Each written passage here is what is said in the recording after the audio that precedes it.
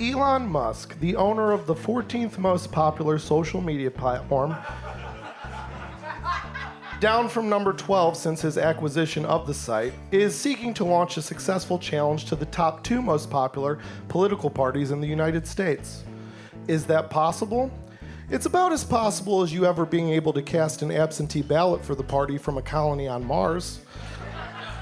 But regardless of its possibility, is it even the best strategy for using your riches to bend the government to your will? Is starting your own political party a better strategy than just pouring money into the coffers of a presidential candidate and then using that offering to gain access to the government and curry the passage of favorable legislation? Something that sounds like a bribe, but is apparently totally not a bribe.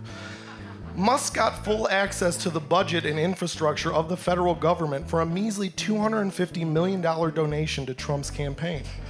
Why make a cow if you can get the milk at a reasonable rate? The most recent successful third-party runs for president were in 1948 and 1968, when pro-segregationist candidates Strom Thurmond and George Wallace, respectively, were the last third-party candidates to win states in the Electoral College, and in 1992, when multi-billionaire Ross Perot received the highest percentage of the popular vote since 1912. Perhaps Elon can harness the synergy of these near-successful runs for the highest office and win the vote by being both rich and a bigot. 1948's wannabe spoiler Strom Thurmond joined the United States Army to fight in World War II, rose to the rank of lieutenant colonel, received 18 decorations for his service, and holds the distinction of fighting for the United States while holding the political views of the Germans.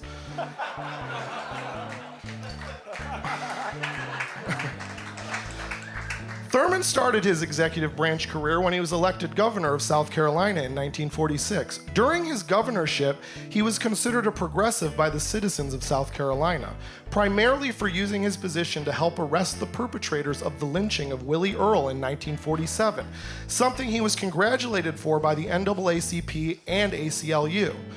Just the arrest, however, as the perpetrators were found innocent by an all-white jury. Now, what you gotta understand is, that's all it took in 1940 South Carolina. Just be vaguely against racially motivated mob-based hate murder, and you were the woke cuck of your day.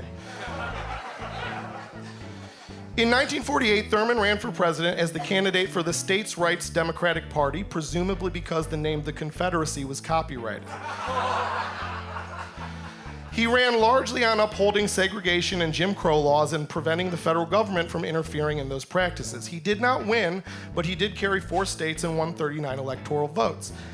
Although the carrying of 4 states by someone with such bemoanable views can seem tragic, the silver lining is that this relatively poor and localized performance showed very explicitly that views like his were falling out of favor and that America was, even if very slowly, turning a corner.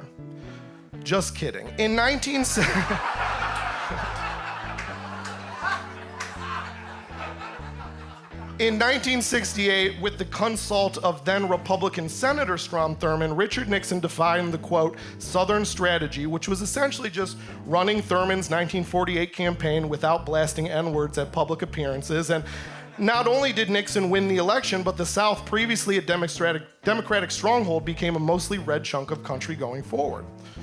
This guy, your nodding's really making me feel good. You're like, that's what happened.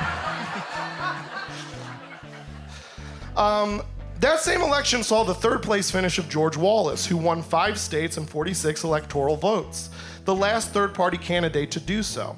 Wallace is probably best known for being the governor of Alabama. He was propelled to that position in 1962, partly on the strength of rousing speeches he gave around the state, written by Asa Earl Carter, who was a high-ranking member of the KKK.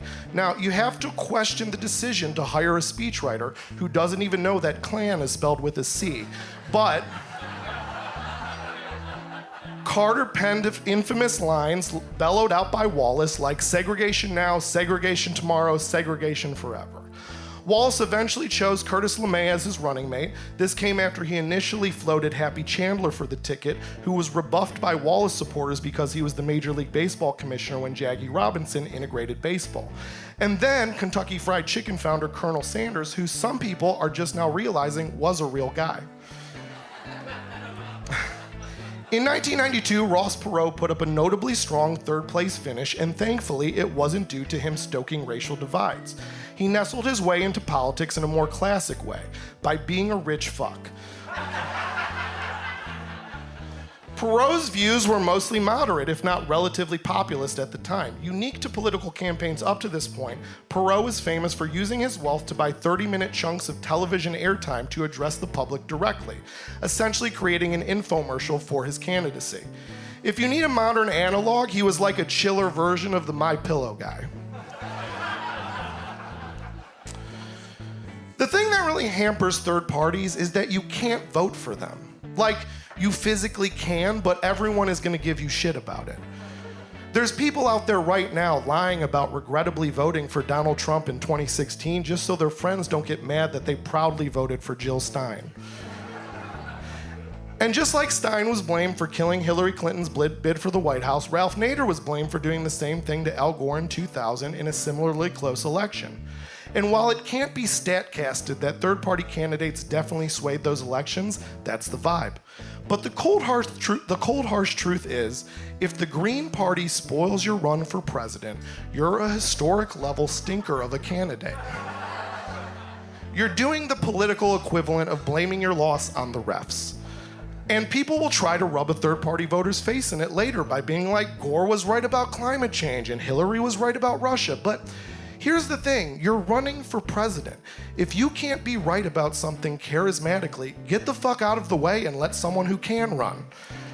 Thank you. It's this guy acknowledging I'm right about history and that person acknowledging I'm right about my views. It's keeping me going. But the truth of the two-party American political system is that it's what citizens most loathe, but it's also what they want intrinsically. It's what they need. While the front of their brain hates it, the back of their brain yearns for it, because this is a back-of-the-brain society. This is a society of jelly roll singles, power-washing Instagram reels, and an infinite variety of Oreo flavors. This society needs a two-party system. It's color-coded, for God's sakes. There are animal mascots. There's merch. Grab a fucking t-shirt and flip a fucking coin. And if the front of the American brain has a synapse left to fire, what it's searching for isn't really a third choice. It's a choice, because it realizes realistically it only has one. Since 2001, America has had 4 presidents, 2 from each major political party, and all of them have detained American citizens. All of them have bombed the Middle East, accounting for 400,000 plus civilian deaths, and 3 of them have funneled your money to Elon Musk through government contracts so he can use it to make the table tilt in his favor while you stay stuck with a singular choice under the guise of him giving you a multitude. And as more and more people realize that no matter who the mascot is, they never seem to be on the winning team, more and more people are going to stay home on election day and cast their ballot for the third choice that's always been available. None of the above. All right, thank you very much.